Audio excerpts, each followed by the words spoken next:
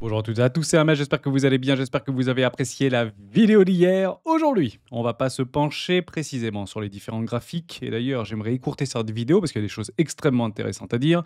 Et tout à l'heure, en fin d'après-midi, je vous ferai un top 5 cryptos avec 3 cryptos que j'ai sélectionnés, notamment une nouvelle, un meme coin qui est passé notamment sur la blockchain Base. Il faudrait qu'on en parle ensemble. Et si vous avez deux autres cryptos, puisque j'en ai trois, mais si vous voulez m'en proposer deux autres, n'hésitez pas à les mettre dans les commentaires. Une news qui a fait grand bruit, Jérôme Powell qui a pris la parole.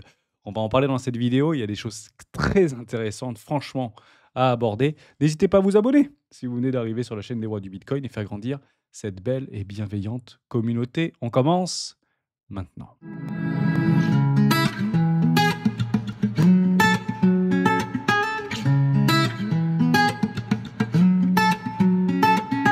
Mais juste avant de commencer, je vous invite toujours à rejoindre Score des rois du marché. Vous trouverez le lien dans la description. À l'intérieur, vous y trouverez une documentation qui s'appelle La stratégie des 4 rois. N'hésitez pas à la télécharger, c'est 18 pages, extrêmement facile à lire et utilisez-les dans vos investissements comme trading, court terme, moyen terme, long terme, ou swing trading. Vous pouvez également la télécharger sur le site lesroisdubitcoin.com en cliquant sur télécharger la stratégie des 4 rois. Bon, on va pas refaire un tour, on l'a fait hier, plus 15%, moins 15%. J'ai choisi la hausse, je suis permaboule. Et d'ailleurs, j'ai un petit graphique à vous montrer par rapport à une possible dimension de bottom actuellement. On va le regarder juste après. Et tout à l'heure, avec les top crypto, je vous ferai quand même quelques graphiques qui sont pas très bullish, plutôt bearish ici par rapport à Bitcoin. Parce que c'est bien d'être permaboule, mais parfois il ne faut pas non plus avoir les œillères. Donc je vous montrerai quand même quelques petites graphiques qui tournent un petit peu sur les différents réseaux et qui sont intéressants à commenter, bien évidemment. Donc j'ai choisi, moi, mon objectif, 96 000 $. C'est une trendline baissière, prise de profit, notamment pour des acheteurs en swing actuellement. On est bien dans une phase d'accumulation court terme ici, sur des petites time frames. Et si vous pensez qu'on doit d'abord aller chercher la liquidité, c'est rendez-vous dans ce déséquilibre de marché aux 72 000 $, tout simplement.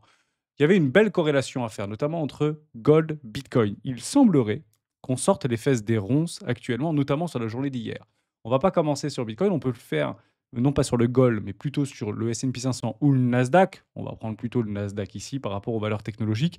Et on peut aller encore plus loin en prenant les fameuses GAFAM. Je pense que ça, c'est vraiment très intéressant parce que les GAFAM ont réellement besoin de capitaux et de flux financiers pour pouvoir continuer à se développer et à croître. Et si on doit faire une analogie entre le marché cryptographique et le marché traditionnel, prendre S&P 500, je pense que c'est pas une bonne idée. Prendre le Nasdaq, ça se rapproche d'une idée intéressante, mais prendre le top GAFAM, les fameux 7 magiques, c'est encore plus intéressant. Et je suis tout à fait d'accord avec Michael Saylor, qui matraque en permanence sur ses différents réseaux sociaux, qu'il bat littéralement les 7 magiques sur un an. Et je trouve ça juste formidable. C'est clairement ce qu'il nous faut comme données, clairement comme preuve, comme constat, pour continuer à alimenter des flux entrants sur ce marché. Je vais passer dans une petite time frame. Je vais prendre ici en 4 heures et on le voit très bien. Si on regarde par rapport à la journée d'hier, on prend les points bas qui sont ici. Donc déjà, moins un point bas sur Bitcoin par rapport aux différents sets magiques ici. On a un rebond technique. On a un rebond technique, exactement le même. Puis derrière, une forte dégradation. Et cette dégradation, elle est folle quand même, hein. On prend ici du moins 10%. Alors que Bitcoin, qu'elle bouge pas. Il bouge pas, Bitcoin. Il est revenu exactement sur sa clôture journalière.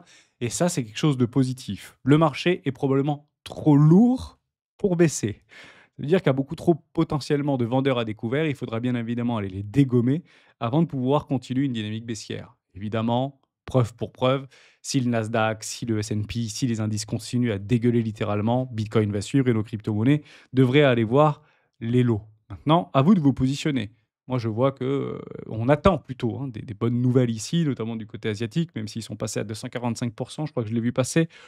Enfin, c'est pire qu'un cirque maintenant, ce qu'on est en train d'entendre. Donc j'espère, je touche du bois, que ça va rapidement se résorber et qu'ils trouveront un accord sur différents produits qui nous intéressent, nous. Et en fait, vous allez voir que c'est tous les produits qui nous intéressent, tout simplement. On refait cette même analogie par rapport au gold. Je vous en ai parlé hier, mais on peut faire exactement la même sur le gold vis-à-vis de ce décalage qu'il y a par rapport à des performances relatives gold-bitcoin. Si on reprend par rapport au bottom de marché, je vais vous les prendre ici. Je trouve ça assez sympa à observer. Vous l'avez exactement. Oh, je vais le mettre un peu mieux. Comme ça, je vais enlever ça. On verra vraiment sur un gros plan. Voilà, ça c'est magnifique. Toujours pas. Voilà, ça c'est magnifique. Voilà, on est sur un bottom de marché. Et vous voyez que Gold pose potentiellement un bottom et vient faire ce qu'on appelle un arrachement haussier. Bitcoin suit peu de temps après. Donc il a fallu quand même un mois et demi pour pouvoir faire sa propre expansion et son propre arrachement aussi, en créant d'ailleurs un gap de rupture ici. Et c'est clairement ce gap-là qu'il ne faudra pas venir combler. Derrière, vous avez un top sur le gold, puis vous avez ici un nouveau haut sur Bitcoin et un nouveau haut sur le gold. Donc une synchronisation parfaite.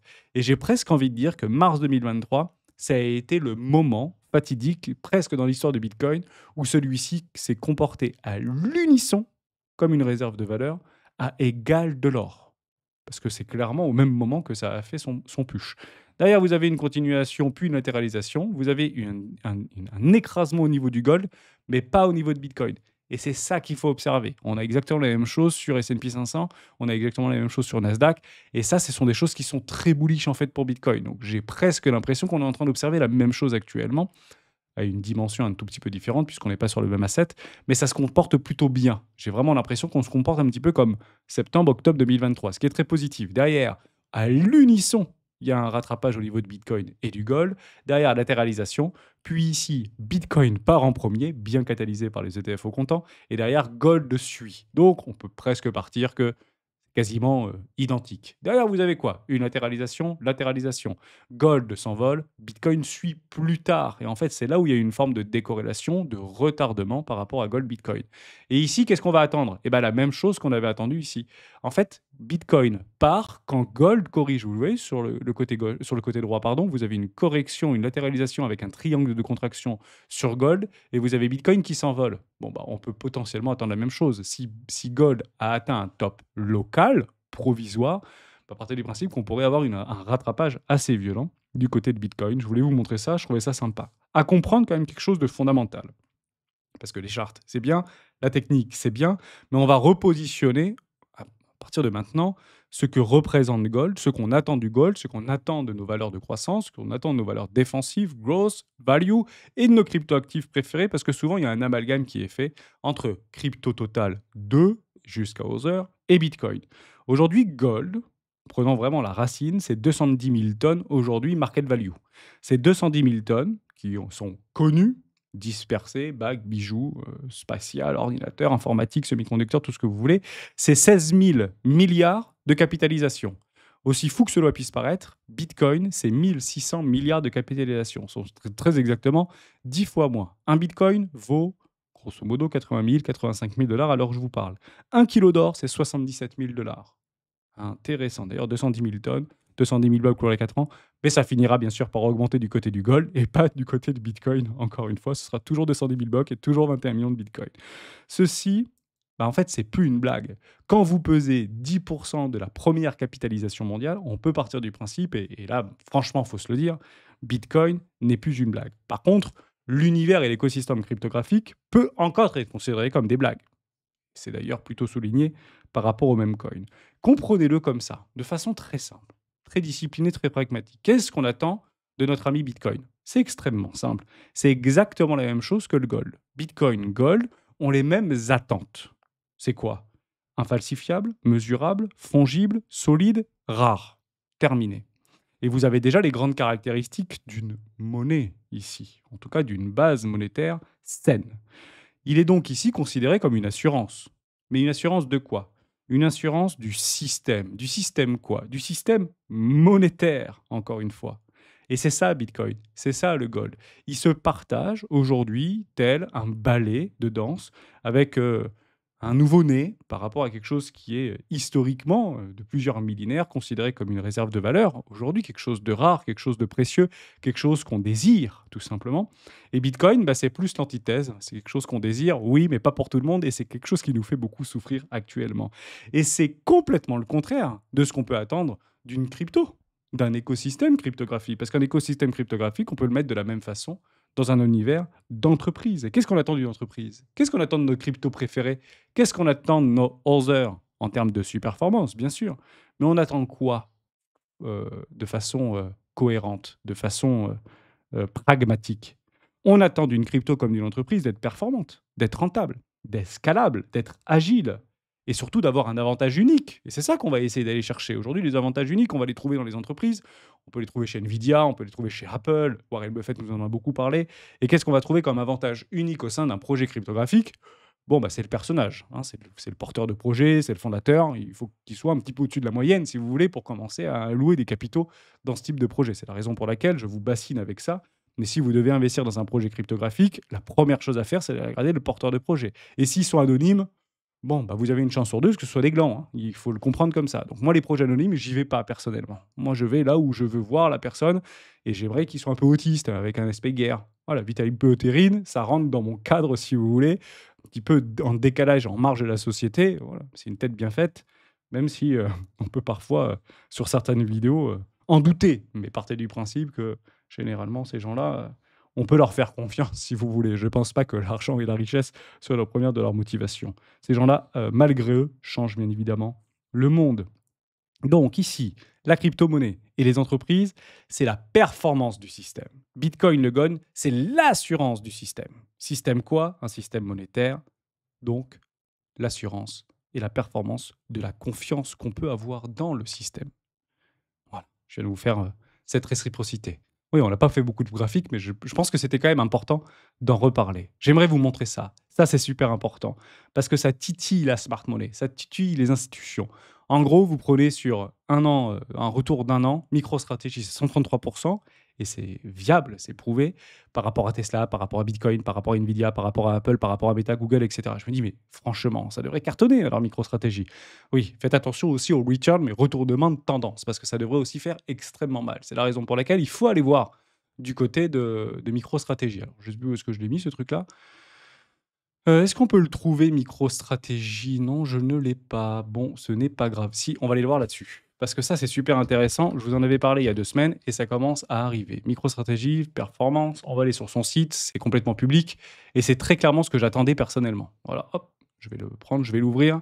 Regardez ça, vous avez bien MicroStrategy par rapport à son action, vous avez le STRK par rapport à l'émission de nouvelles actions, d'obligations, enfin d'obligations convertibles en actions et vous avez le STRF qui a drainé déjà 745 millions de dollars. C'est tout nouveau, ça vient d'arriver, rendement dividende 10%, avec un rendement directement corrélé par rapport à la performance sous-jacente de Bitcoin. Et ça touche directement l'obligataire. Donc, par rapport à sa martingale qu'il a mis en place, par rapport à des nouvelles émissions, là, on parle de 21 milliards de dollars, c'est ce qui avait été proposé et ce qui avait été posé auprès de la SEC.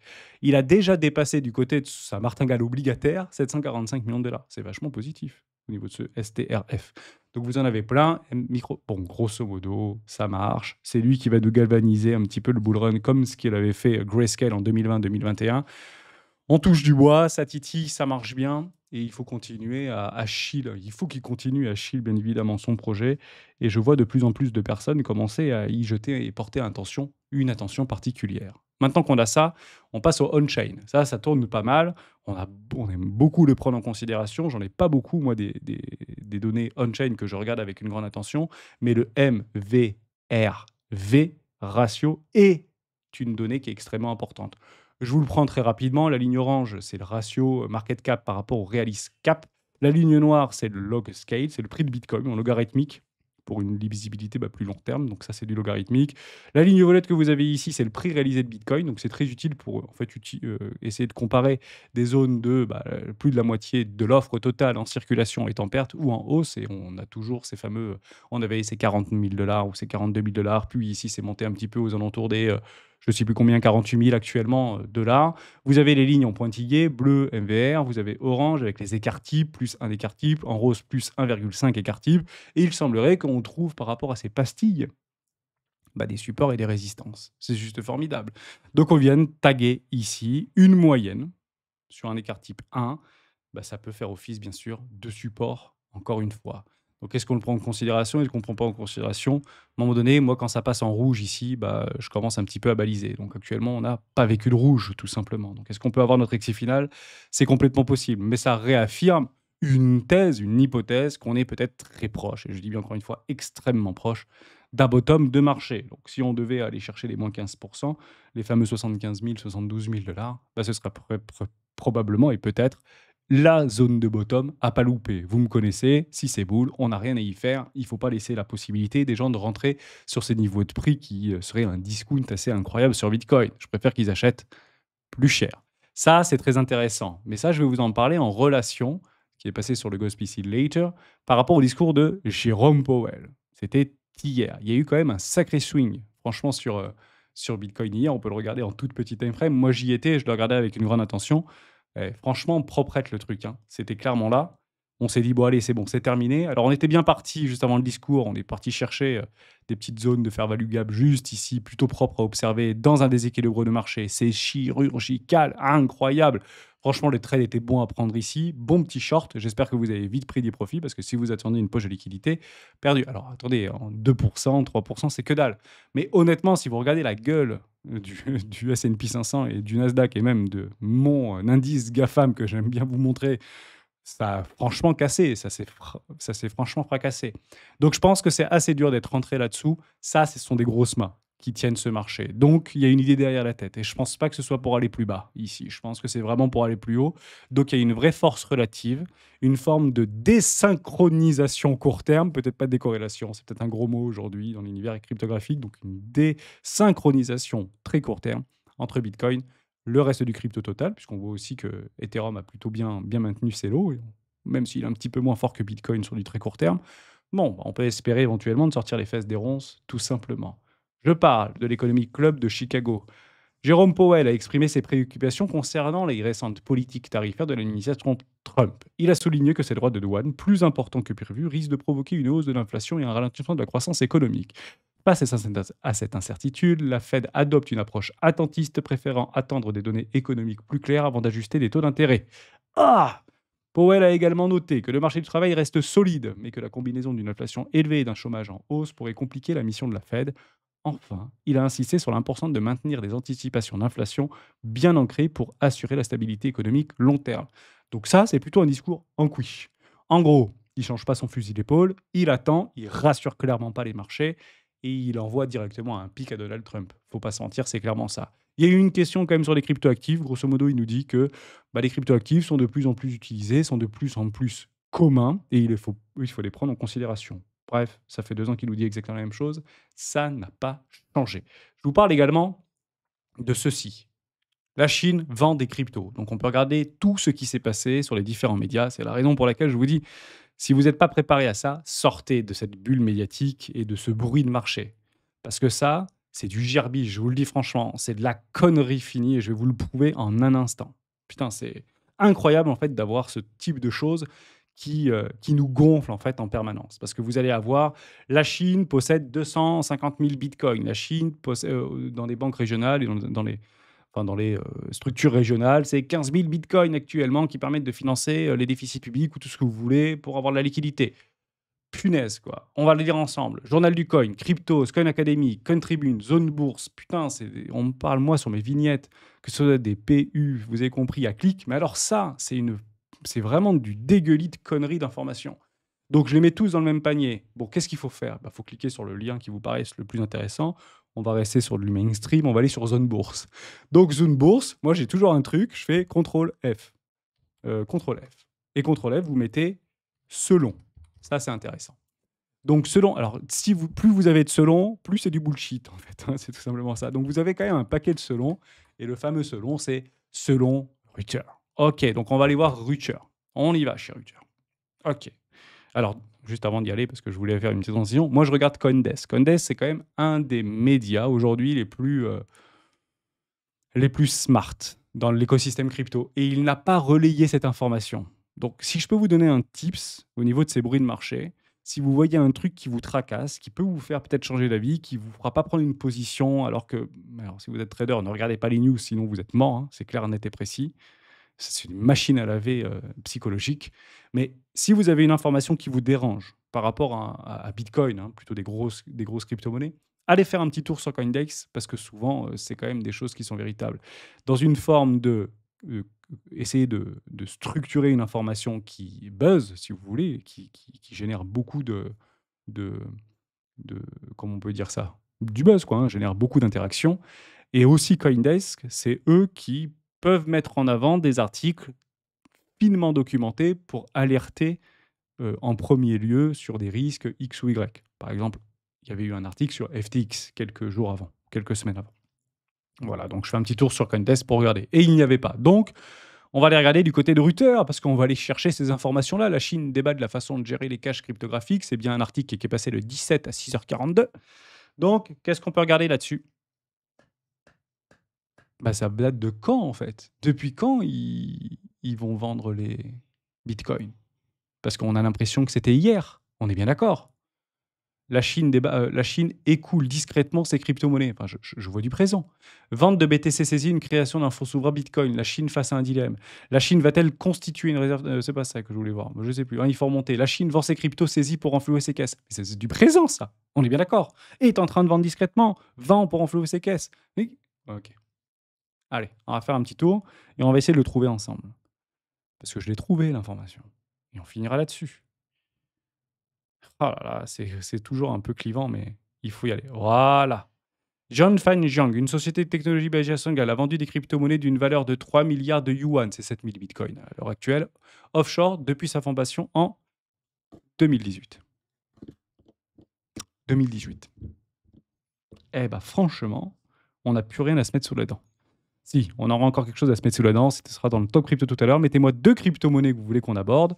J'ai du Base, j'ai du Akash, on me l'a demandé plusieurs fois, donc oui, j'en parle tout à l'heure avec grand plaisir. Et j'ai également une autre crypto-monnaie qui n'est pas passée inaperçue, que je trouve assez sympa, que vous avez probablement en portefeuille et qui est en train de faire quelque chose d'assez intéressant. Et on va essayer de reprendre une forme de corrélation par rapport à comment identifier une valeur par rapport à une capitalisation. Est-ce que la TVL, est-ce que les bénéfices, est-ce que la rentabilité, est-ce que le rendement doit rentrer en compte? On en parle tout à l'heure dans la vidéo Top Crypto des membres. Ciao.